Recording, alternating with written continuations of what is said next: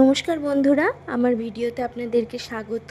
আজকে আমি চলে এসেছি একটা নতুন রেসিপি নিয়ে, যেটা হলো একটা স্যুপের রেসিপি, যেটা খুবই হেলদি আর খুব টেস্টি।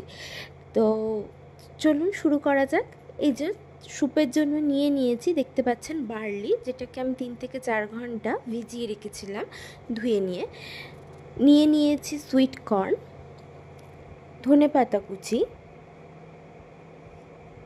মাশরুম কুচি। মাশরুমটাকে খুব ভালো করে জল দিয়ে নোংরাগুলো ধুয়ে নিয়ে পরিষ্কার করে কেটে কুচিয়ে রেখেছি। নিয়েছি মুসুর ডাল, এটাকেও ভালো করে ধুয়ে নিয়েছি 3-4টে পেঁয়াজ কুচি ও 2টো টমেটো কুচি।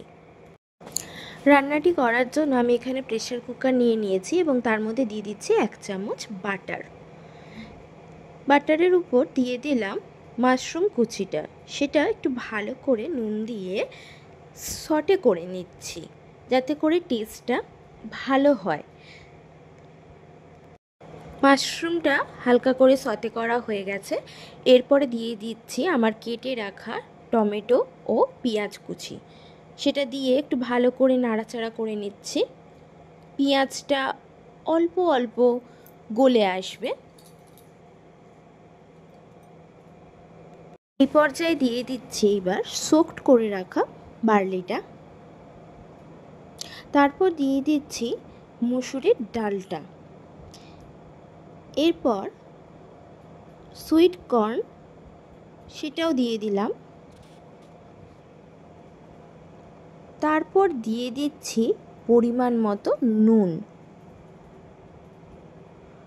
নুনটা দেওয়ার পর পরিমাণ মতো জল দিয়ে নিয়েছি। এরপর প্রেসার কুকারের ঢাকনা বন্ধ করে সিটি দিয়ে নিলেই তৈরি হয়ে যাবে আমাদের স্যুপ। উপর থেকে ধনেপাতা কুচি ও একটু লেবু রস দিয়ে আর সামান্য গোলমরিচ গুঁড়ো দিয়ে পরিবেশন করুন গরম গরম স্যুপটি, আর খেয়ে বলুন কেমন হলো খেতে। আমি এখানে আমার মাকে পরিবেশন করেছি,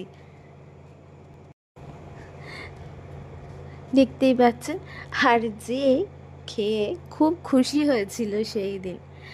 ভিডিওটি ভালো লাগলে লাইক করবেন, শেয়ার করবেন আর আমার চ্যানেলটিকে সাবস্ক্রাইব করে আমার পাশে থাকবেন। ধন্যবাদ।